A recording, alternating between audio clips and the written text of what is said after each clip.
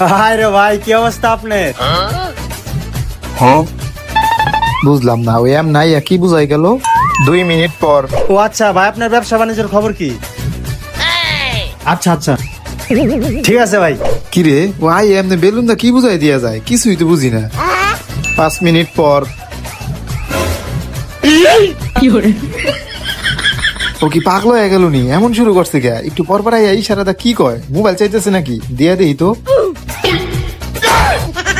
আমি 100% শিওর আর মাথা তার মন নষ্ট হয়ে গেছে গা, এর লিগে এমন শুরু করছে। মনে হয় গার্লফ্রেন্ডের লগে ঝগড়া লাগছে। এইদিকে কি দেখায়? এটা তো পানির বোতল। পানির বোতল চাইতেছে নাকি? দিয়া দেই তো।